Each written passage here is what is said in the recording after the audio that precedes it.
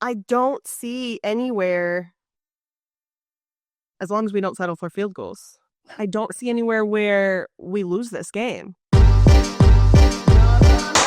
Thanks for listening to KC Sports Network, proudly presented by Emprise Bank. If you're thinking about starting a business or know someone who is, check out Emprise Bank's SBA loans.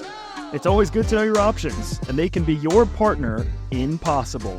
Hello and welcome into this week's edition of Mizzou, That's Who, here on KC Sports Network. I'm Tucker Franklin, joined as always by Maggie Johnson. We're here talking about a Missouri Tigers loss, the first one they've had to South Carolina in quite some time.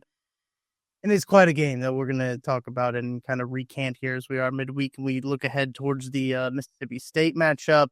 Spoiler alert, I don't know if there's a whole lot of juice there from either of us in terms of what's going to happen in that one. Missouri is ranked 23rd in the college football playoff poll. We'll talk about that here in a little bit as well. But Maggie, how are you doing?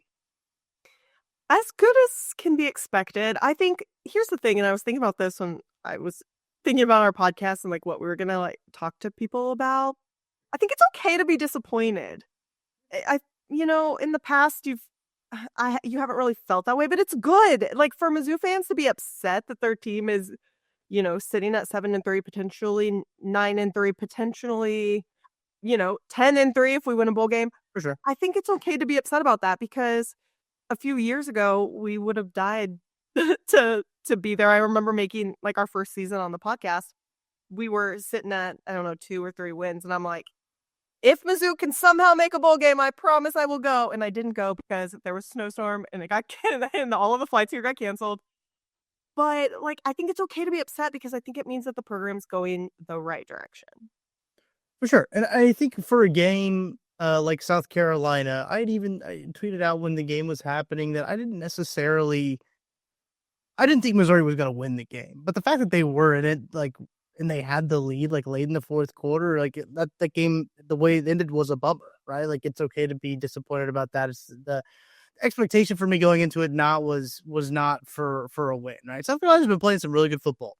And I think when they needed it, South Carolina did play good football. And I think Missouri played really well as well. Brady Cook is obviously clearly not playing 100%. I think it shows. And sometimes I think that I don't want that to be the lasting image of Brady Cook, right? Of him struggling to play. I think that a little bit of his, maybe if the lasting image of Brady Cook was him coming back against Auburn, that would have sat a little bit better. But there were some plays there too, just clearly he can't fully grip the football with his injury. And then there's some things that there's some timing off and some things that he didn't deliver great balls on. But overall, I think with the South Carolina performance, as you mentioned, it's okay to be disappointed. I didn't have high expectations for it coming into it, but I think you make a really good point of the direction of the program. It's very good to be disappointed in a 10-win season potentially, right? They've got an opportunity again for back-to-back years to have at least 10 wins, and I think that's something that should be reflected on and be hey, that's something that's not traditionally normal with Missouri. I know we've talked about that with Gabe a little bit too, of just the history of wins really dates back to Gary Pinkel, and that's where the winning starts with Missouri consistently, I should say. And to look at what they've been able to do to put them in position to make a bowl game very early on this season. You're talking about making a bowl already, and then your aspirations are not bowl games at this point at the University of Missouri, which is great. It's a phenomenal place to be. I do think while you can have your cake and eat it too, right? You can be disappointed that you're probably not going to quite make the college football playoff, barring something absolutely insane happening. You're probably not going to make college football playoff, but then on the other hand, you can be reflective on how far the program has come. And I think Gabe said something on Power Mizzou about this, I think on Monday with his 10 Thoughts column. It's kind of what you do now, right? How do you get, because in the past, Mizzou's had a great year, came out of nowhere, right? Struggled a little bit the next year, but still was decent. You saw that in 08, 07, 08, 13, 14. Mm-hmm. So now you have a similar situation here in 2023 and 2024.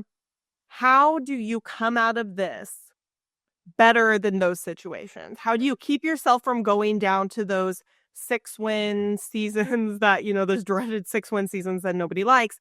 How do you stay on that trajectory where you're still getting those 8, 9, 10, possibly 11 win seasons.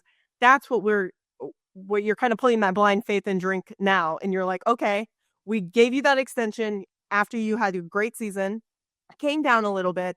Now go earn your money. Like, go earn that money, go earn the support that you've been getting, and let's see what you can really turn Mizzou football into, because 1 or 2 years, it's not enough.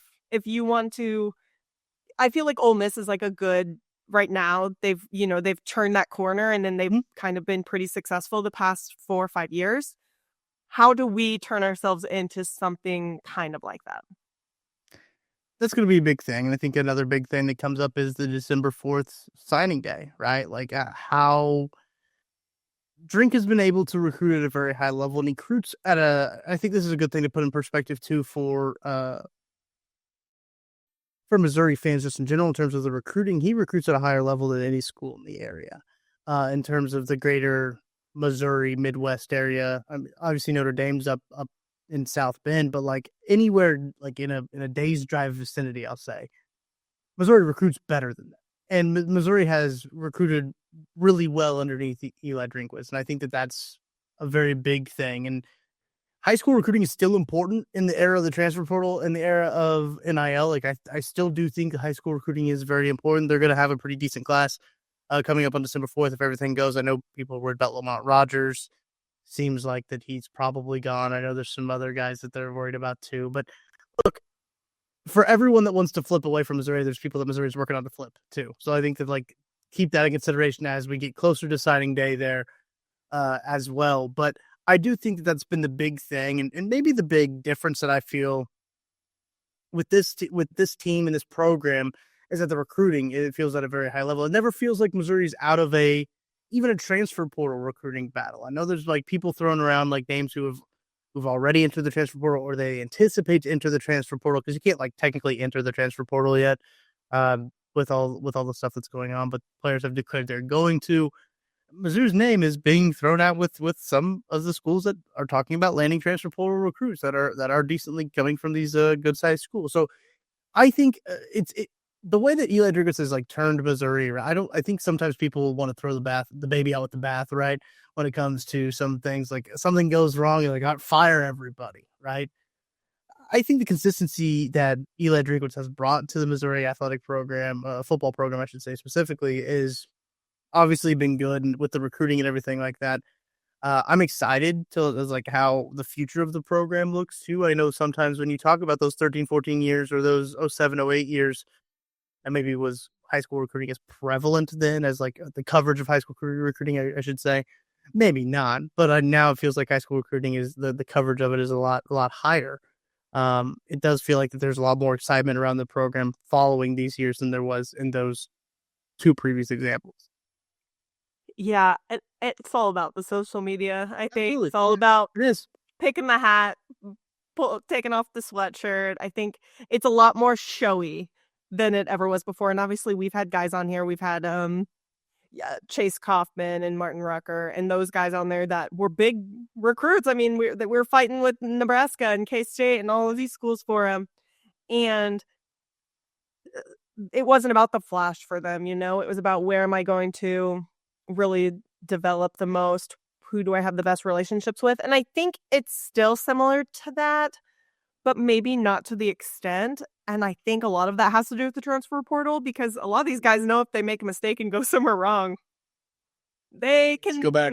They can fix their bad choice. So right. Yeah, it's definitely, I think December 4th will be very interesting. I know a couple of guys also are visiting Texas A&M in Texas that play the same position as Lamont Rogers. So who knows, even if they're going to want all of them, if they're going to want, I don't know. So it'll be an interesting December 4th. It will be. I am curious to see too. I mean, there's other, like, I can't remember the running back that they're going after off the top of my head, but he took a Georgia visit, I believe, as well. But he committed early on in the process to the University of Missouri. But look, there are going to be a lot of names to watch, and as we get closer to there, we talked about Mississippi State being the next up on the schedule, and Arkansas. Still opportunities for at least the Arkansas game for recruits to get in before. I guess the Arkansas game would be after. I'm getting my days mixed up. It's the 30th. Yeah, November Arkansas game is the 30th, so it would be, yes, before the early signing day. I'm glad they moved that up, by the way. I'm glad they moved that up to the that makes so much more sense than where it was before. We're practically in the middle of bowl season. It's way better. But I agree. It was weird at that yeah, December 18th, 19th, whatever day.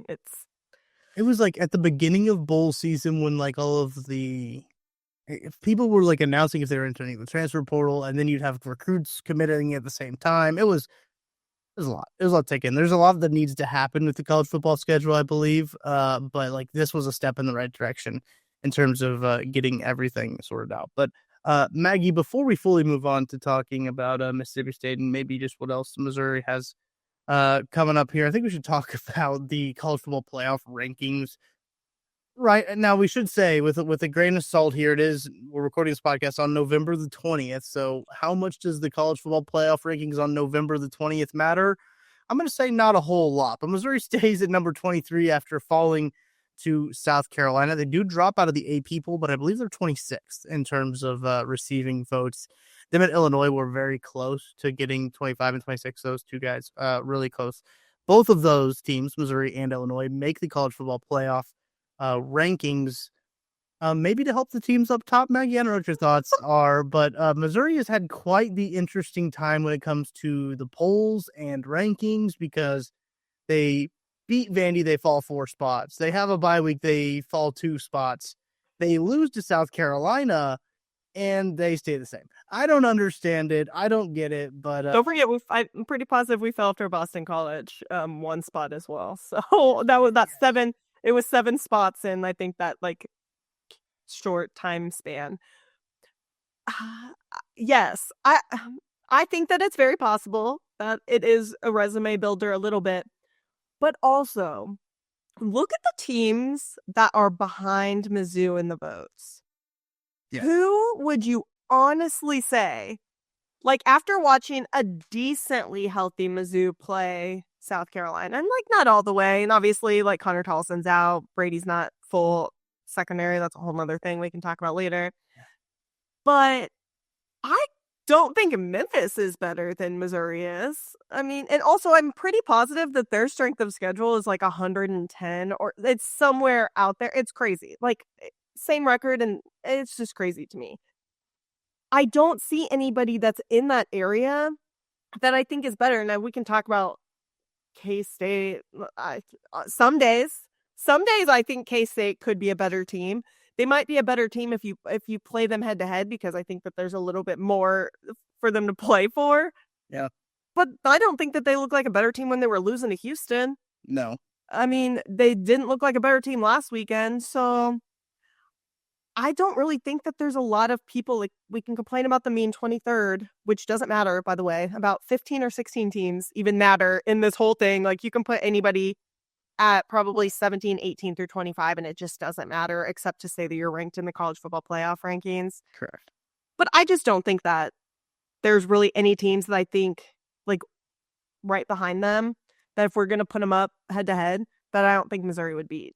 And I'm not even trying to say that as a bias, like a biased person, but like at full strength, I don't think any of those teams would beat Mizzou. I do think Missouri Illinois would be a really good game. They're lined up in a couple of bowls. I've seen like a couple of people have lined them up. Yeah, I wouldn't hate that as a bowl game, truthfully. I think that would be a really good matchup. I know a lot of people have thrown out like, hey, what about UNLV, Missouri UNLV with the Barry Odom? That would be an interesting one as well. But I think you're right. Like a lot of the really like the 20 to 25, like that doesn't matter. It really does. Like they shouldn't do 25. They should do 15 is really what they should do. When it comes, or even just have the 12. I don't know. Right? Yeah, just the 12. But no surprises at the top. I don't think when it comes down to it. Look, I have a hard time getting myself worked up over November 20 rankings of a playoff that's supposed to happen in 4 weeks. Like, there's going to be things happen. There's going to be a lot of things work themselves out. Like Army plays Notre Dame, I think, this week. And I mean, Tennessee could go to Vandy and lose. But Right. I mean, All of this it stuff, depends which team shows up. we've had these conversations even, I think, last year when Gabe was on the podcast, we would have these conversations of like, all of it works itself out. Like at the end of the day, like it's all going to be, you're going to have the answer in front of you when it comes down to it. And you can't change it. Right. You can't change it once it's out. For sure. And like that's one of the things too. The placement of some of these teams, like Ole Miss is an interesting one. Ole Miss gives me weird vibes. I don't know why. Just like them as a team, I just don't necessarily. I think they've always gotten more credit for what they've done than what Missouri's gotten. And I feel like Ole Miss and Mizzou have been very equal in kind of what they've been able to accomplish and what they've been able to achieve. But Ole Miss just has Lane Kiffin doing it. And people feel like that Missouri has like the great value brand of Lane Kiffin, which I don't think that's true. I mean, I don't think that's true at all. Arguably, what Eli Drinkwitz has done at Missouri is more impressive than what Lane Kiffin's done there. I don't know. I just feel weird about Ole Miss being at 9. I know they beat Georgia, right? It's like that's obviously going to be a big weighted one, but this isn't the same Georgia team. Like this isn't Missouri got blown out by Alabama, but it's not the same Alabama team. I don't know. Ole Miss has played every game with Jackson Dart, every single one. So whenever people say that, I'm like, that's scoreboard warrior for me. Whenever they're like, I mean, I get it. We did get blown out by Texas A&M. I think the team kind of gave up a little bit after some bad things happened. I don't know if I'd like to play that game again. I think Texas A&M probably still wins, but I don't know if we lose by, I don't know, 35 or whatever the score was. I agree. I don't think it's the same Georgia, but like they lost to Kentucky at home. That's right. That's bad, and that's worse than Mizzou lost. My biggest issue with the CFP, and I've been pretty vocal about this on Twitter, but my biggest issue is that sometimes things matter and sometimes things don't. Like, I think sometimes everybody's like, oh, strength of schedule matters. And then when it's certain teams, they're like, oh, yeah, it's just wins and losses. That's all that matters. I just think that I've preached the word consistency on this podcast. I don't even know how many times. I just want, like, some consistency in it because everybody was talking about with Mizzou, they're like, you have to win 10 games and you have to do this and that. One of them has to be Bama or A&M. Otherwise, you don't make the playoffs, right? Because they said our schedule was so easy. But then we're looking at teams. Like, I want to bring them up. I'm going to bring up Indiana. Yeah. Because I know Indiana plays Ohio State this week. I think that's great. Whatever. They haven't played a team ranked higher than 8th in the Big Ten. And they played they will or have played all 6 of the last place teams in the Big Ten. Sorry, I said 12. I meant 10. It's frustrating to me because I just think that there's so many, and I know that's fans, that's media, that's whatever, and it probably doesn't matter in terms of what the college football playoff is thinking. And maybe that's why Mizzou's ranked 23rd because they're seeing differently. But if you're going to say the strength of schedule matters for some teams, strength of schedule needs to matter for all teams. That's just all I'm saying. Yeah, I agree. And I do think that when you look at strength of schedule too, I think that I completely understand what you're saying with the consistency. And I think that people wish that there was a be-all statistic, right? That they could easily be like, oh yeah, their strength of record is this, their strength of this is how good this team is, and put a number to it, right? Almost like the BCS did. Yeah. It's like we're working backwards now when it comes down to it. But I do think it's one of those things when you look at strength of schedule, Missouri is 19th like strength of schedule. It's like they don't have a bad schedule. And when you look at like just the numbers of strength of schedule, right? From like 20 to 75, Tom Fornelli pointed this out on Twitter, I think I saw. From like 20 to 75 is so like minuscule in terms of like, so I think that one, like strength of schedule is one that I do think if it matters, like go for it. Yes. I find a stat that matters. Find strength of record, strength of schedule. I don't care what it is. Find one that like you guys would be like, okay, this is the one that we're going to go with. This is the one we're going to do and stick with it. I don't care what it is. But like, I don't know. It's frustrating to see like Missouri's schedule be discounted because they're like, oh, it was easy, but it's like 19th in strength of schedule, and they lost to 2 teams that are top 10 team, top what's A&M Fighting top for 15 playoffs. teams. Yeah, it's A&M's fighting it for if A&M beats Texas, they'll be in the playoffs. I mean, Yep, 100%. Well, they'll be in the SEC. in the SEC championship, and they're basically saying that if you're in the SEC championship, you're playing. Which, I mean, that makes sense. You shouldn't. Makes sense to me too. I don't think you should punish a loser of a championship game for losing. Nope. Not anymore. I understand why they needed it. And I think this goes back when we're talking about that stuff and how things have changed. Last year, Georgia and Alabama needed that game because they needed to be able, especially Georgia, because I know their schedule was a little bit weaker. The end of it was pretty tough because it was Mizzou, Ole Miss, Tennessee, and then they went and played Alabama. I think they needed it, and that's probably why they kicked them out of that top 4 spot, right? Right. Alabama needed that as well because they had who did they lose to prior to that? So that's a weird loss too. Right. Now things are a little bit different, and nobody wants to play in it.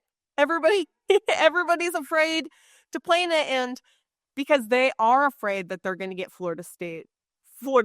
I don't know if that's like the Mizzou, the Florida Stated. The Florida Stated. Yeah, I like it. I'm with it. I think people are kind of afraid that that's, that could happen to them, especially if they are a Texas A&M who's not ranked top 8. They're kind of in a little bit more of a danger zone. But I look at teams like Indiana, and I'm like, they need to play in that game. They're not going to. I mean, I think they would if they beat Ohio State. They have to beat Ohio State, but yes, I'd be just with Ohio State and Oregon already, like seemingly locked themselves into it. But obviously this week's game against Indiana is Indiana Ohio State's a big one, but I don't anticipate Indiana to win, obviously. But what's crazy to me is that people, because of where they're ranked, because they're at 5th, and mind you, I'm pretty sure Mizzou dropped 12 spots after getting their butts kicked by Texas A&M or something it was a lot. People are basically like, well, I think that Indiana can get their butts kicked and not even fall out. And that's crazy to me because I think Tennessee dropped 7 spots for losing to Arkansas. Mm-hmm. So I just don't understand what they're what in people's minds is kind of going on. There's just no way or anything about why something is happening. It seems like this is probably this is a larger commentary probably on just a lot of people. They're just using whatever fits their narrative, right? Mm-hmm. When it comes to it, that's what's so frustrating about these conversations on November the 20th is that it's not going to matter, right? It's not going to matter when it comes down to it, because a lot of these games will get worked out when you look at the college football playoff. There's still scheduled games with some of the teams in the top 12 and top 15 even. And that'll help. And that'll help with things getting sorted out. But the fact Missouri is in there, you and I kind of had the conversation. And I think both Illinois, you could say this for Illinois too. Obviously, maybe this might not be a popular take, but I think with both Illinois and Missouri, they're in there to boost resumes for Alabama, Georgia, not Georgia, Texas A&M, and Oregon, all of the teams that are at the top. What they use 20 to 25 to do is boost resumes. Mm-hmm. Missouri losing to 2 teams that are in contention for the playoff is probably going to keep them in the top because they'll likely beat Mississippi State and they'll likely beat Arkansas, right? I don't think that's too out of pocket for us to say here. They'll be favored. I mean, they're favored in this game. They'll be favored next week. Yes. So they're going to stay in there. They're going to stay 20 to 25-ish, maybe sneak up, maybe get a little dangerous, get to 18, depending on what happened above them, right?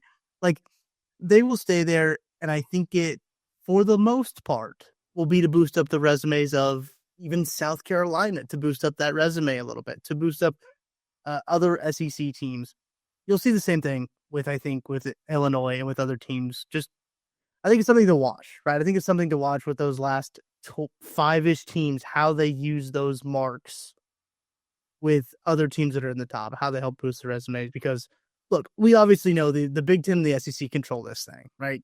They want as many teams from those 2 conferences as they can to be in this college football playoff.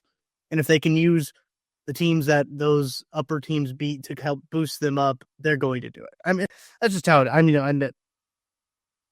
I hate to sound so cynical about it, right? But that's how it is. I think the funniest thing is that all along everybody's been like, oh, the Big 12 doesn't even deserve a spot in the. They literally might get left out.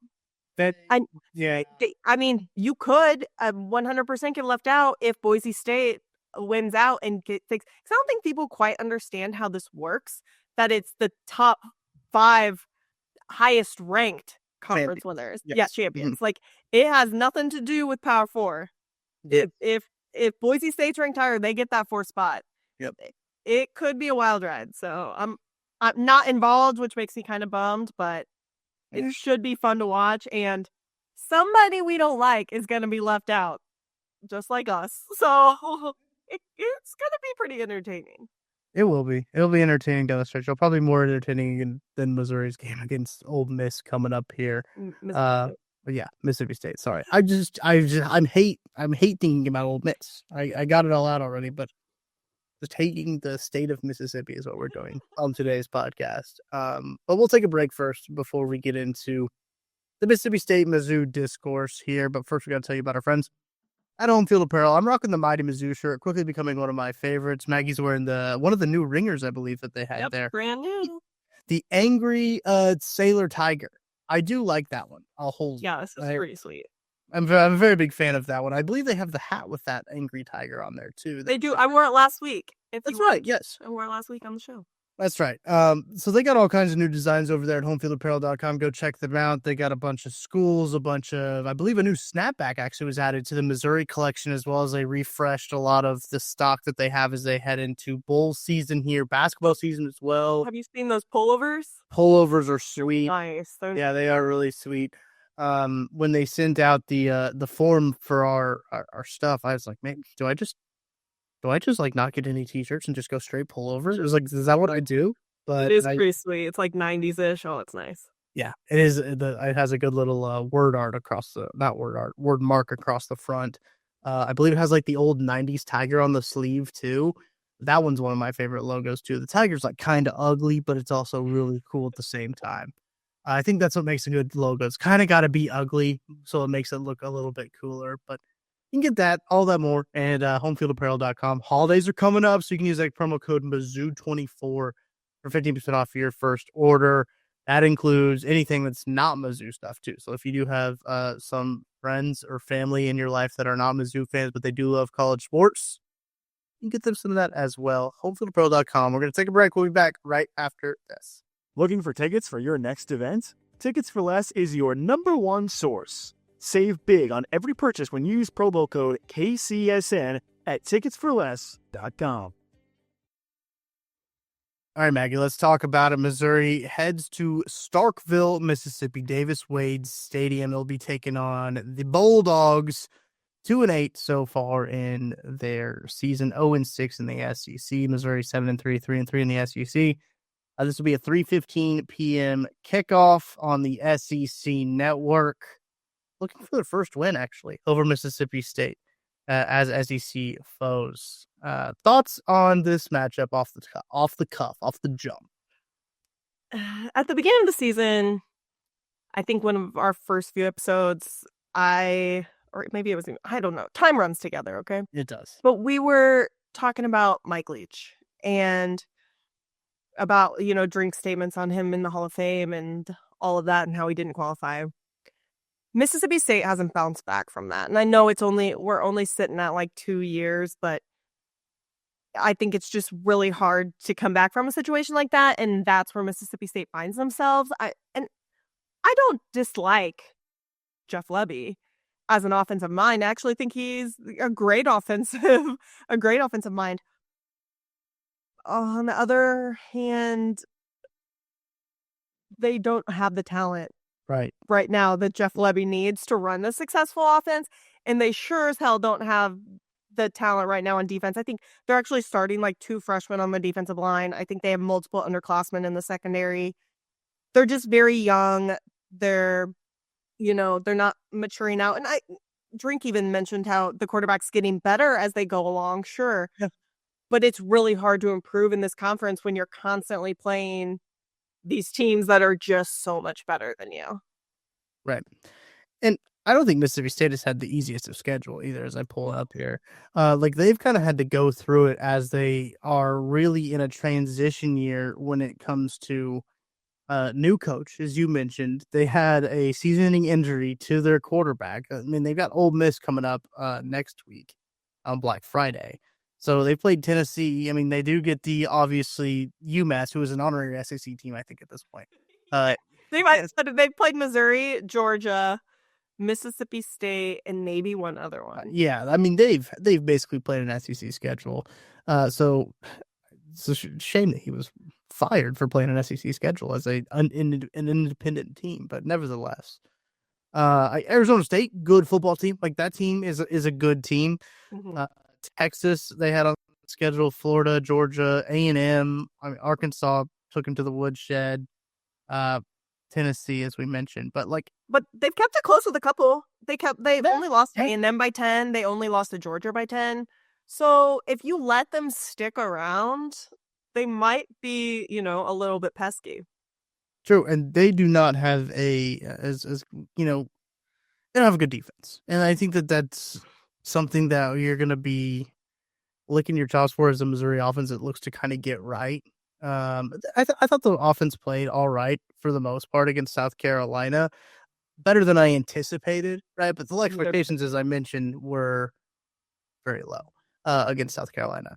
It's maybe you can see a little bit better of a stuff here. Look, I thought that this note was interesting that Eli Drinkwitz had his 35th win over Oklahoma. He needs 2 more wins to match Dan Devine's program record for wins through the first 5 seasons of a Mizzou head coaching tenure potential. Well, he would have 3 games left, even with the bowl game, because bowl game stats count now.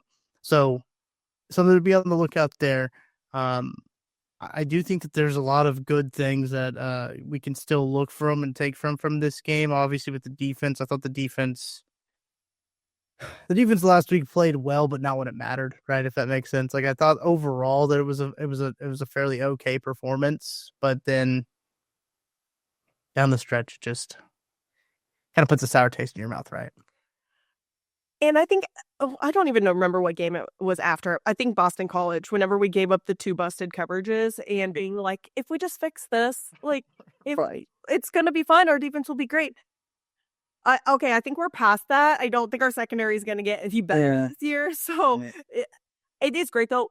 Props, I have to give a shout out to Johnny Walker Jr., who played lights out. He was all over Lenora Sellers in that game. All over him. Almost like the Luther Burton catch that we didn't even talk about, but was amazing. And probably going to go unforgotten. All I can think of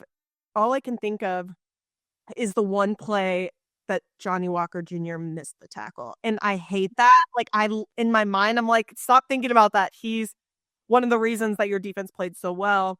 And I just hate that that's in my mind because he doesn't deserve that. I don't know. I don't think our defense is as bad. Obviously, our defense is like a top 15 ranked defense. So I don't think defense is as bad as it kind of looked in that last minute and 10 seconds or the end of the first half. Right. Actually, probably what lost us that game anyways. But our defense, Mississippi State's defense doesn't even hold a candle to our defense. They're 127th in rush defense. They are dead last in pass defense, 134th, dead last in pass defense. I think you just go into this game, you run the ball down their throats. I mean, you can pass if you want to, but what do we do well? We run the ball. Nate Noel had a great game at South Carolina. It's great to see him back healthy, actually. Him and Brady back healthy. I think was Drake, is that his first name? Heismeyer, yeah. I couldn't remember if that's his first name. I think he had a good game. I loved his chicken dance celebration. That was a touchdown. It's pretty good. I was talking to somebody about offensive linemen. I don't know why offensive linemen have the best celebratory they really do. dances, but the chicken dance was pretty legit. But no, I don't think we shouldn't have a problem in this game. We just run the ball. Run the ball. When Nate needs fresh legs, you put in Lacey, you put in Carroll, you put in Jamal Roberts. Like, we have a stud running back room. I think Yeah.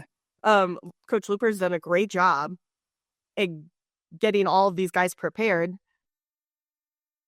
I don't see anywhere, as long as we don't settle for field goals, I don't see anywhere where we lose this game. I agree.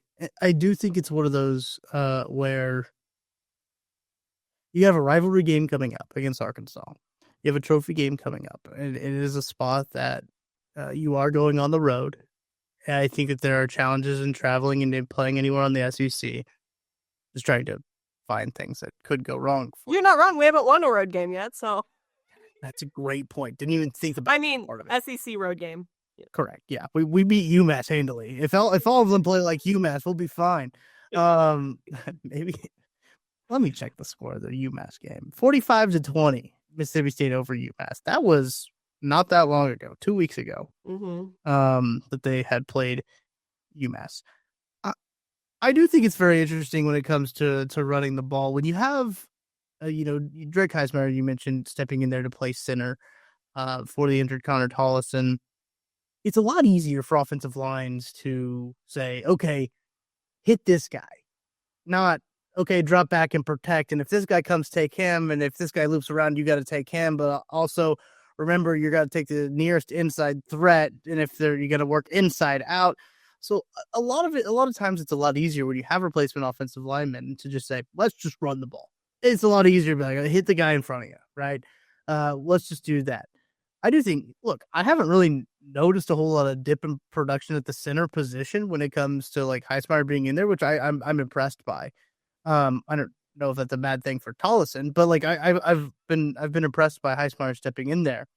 I think there's other things on the offensive line to worry you, but it's never been running the football, right? It's never been running the football, and having as many guys as they do back there is huge, is very important. That's where the transfer portal comes in handy, right? To have bodies back there.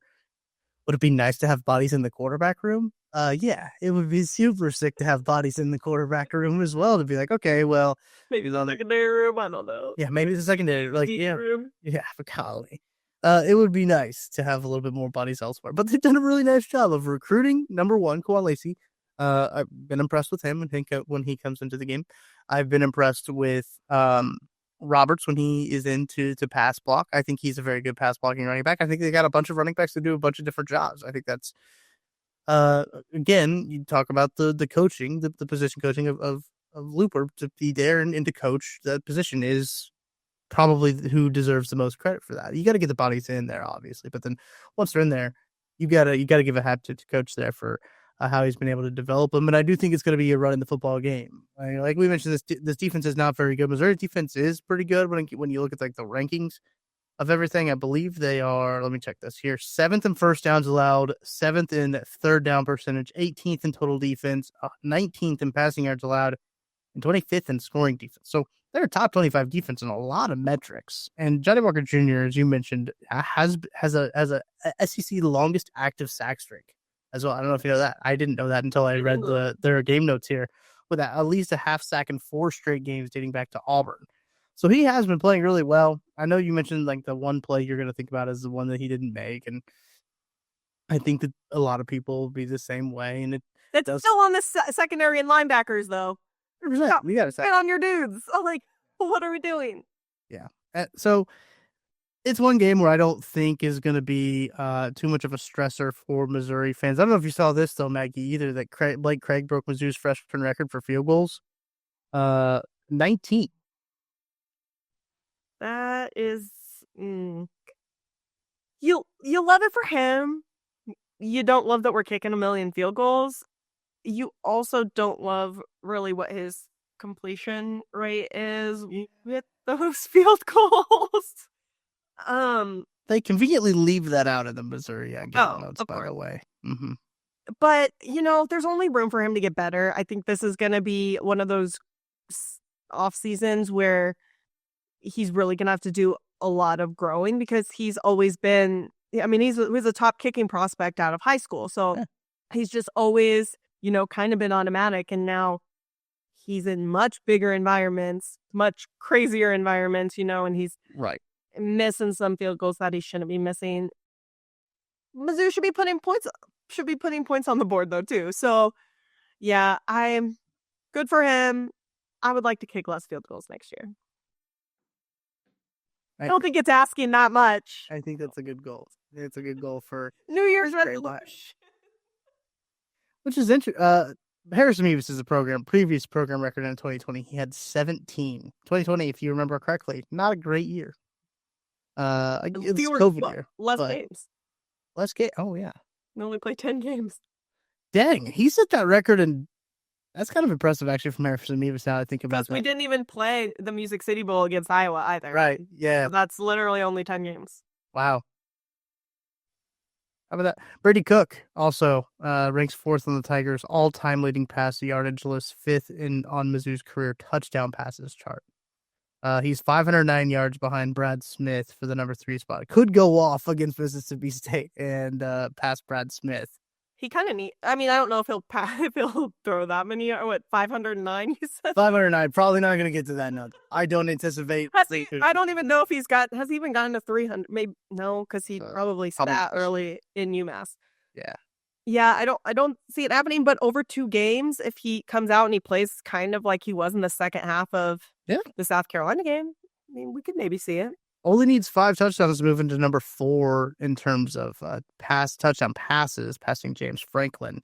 So look, Meg, you and I have had this conversation before in terms of like Brady Cook and his legacy. I think it's going to be confusing for fans to look at Brady Cook's body of work and see his statistical output is up there with like some of the best quarterbacks Missouri has ever seen.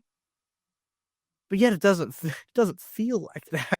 And like that's it's going to be so confusing, I think, from Missouri. I'm really interested to see how Missouri fans view Brady Cook in 10 years' time. Right? Mm-hmm. I think they'll look back on him fondly, right? But I do think it's one of those things where in the moment, when we're talking about him in 10 years' time, be like, man, Brady Cook, such a great quarterback. He's such a good quarterback. I'll just think back to the times where like, man, should this guy be starting? And like, it seems like at the beginning of every year we were having the conversation about his legacy is. I think his legacy is cemented at Mizzou, right? And when you look at the numbers statistically, it's just a very confusing legacy to kind of try to sort through at this moment. I think it's basically exactly what James Franklin was, where That's a good point. Yeah, came out here in 2013, had a great season, led us to an SEC East championship in the title game. But he had so much talent around him, right? That it kind of was a little bit, underseen a little bit. And I think maybe it's a similar thing with Brady Cook. He has so much talent around him. He had Cody Schrader last year who, just kind of went crazy, went off. He has great wide receivers. By the way, Brady's wide receivers in the game against South Carolina should have had some catches that they didn't have. Some of them may have been catches that were called incompletes, but no, I agree with what you're saying. He's just not like in terms of watching a quarterback play. It's like not as like sexy as like the Brad Smith or the Chase Daniel. You just don't see those massive stats. But if anybody can tell me that last year's season wasn't one of the most fun they've had in a very long time, and has a lot to do with Brady Cook, I think maybe they're lying to themselves or they don't like fun, because I think he cemented it last year and maybe he's regressed a little bit. The injuries surely don't help. But I look at the time he spent at Mizzou like very fondly, and I feel like he'll be that James Franklin type of player that we remember. Yeah, I think it's gonna take some years before people truly appreciate what Brady Cook did. There's still people now that are upset about Brady Cook, and I realize that like when Drew Pine came in, I think that a lot of people were just like, oh, okay, like I understand now. But I do think but there's always going to be those outspurts of people that are going to want to go against the norm of everything. But I do think that like looking at his like numbers and just like where he ranks, it's like he's passing Brad Smith. He's passing James Franklin. He already passed Drew Lock. And so I do think Drew Lock needs more respect and more credit put on his name for what he did at the University of Missouri. Give Drew Lock these receivers. Oh my gosh. I I don't know. I like who knows what he could have done. Because I mean, he was successful with his receivers, but I think the numbers that he would have put up with Theo and Luther, I think they could have been real big. Yeah. I'm excited to see this game against Mississippi State. Truthfully, just to see, I want to see a get right game, right? Like that's going to be the big thing. Is just I want to see it all click and all get right together before they got to host a big rivalry game against the Arkansas Razorbacks. According to some, not a rivalry. According to most of them, not a rivalry, but yeah, they're right because they'll talk to you a lot the week before, but they're right. It's not a rivalry. They have to win for it to be a rivalry. They are right about that. It's also senior night, so win to get your rock. That's a good point. Yeah. All right. Any final thoughts before we head on into the Mississippi State game? No, I don't think so. I think we emptied the clip. Yeah, I think we emptied. Probably talked about more than we, didn't even need to. But right here we are. That's standard procedure for the standard practice. Last week we talked about BYU at the end of the show, so that's true. And look, it must have BYU lost to Kansas last. Oh, must have been drinking too many sodas or something. That's right. Off the Dr. Pepper and coffee creamer is what they were in Provo. But that's gonna do it for this week's edition of Mizzou That's Who. Appreciate Home Field Apparel. Obviously use that code Mizzou24 for 10% or 15% off, at checkout at homefieldapparel.com. That is gonna do it for us. We'll be back after the Mississippi State game to look ahead to the Arkansas game. We'll talk to you guys soon.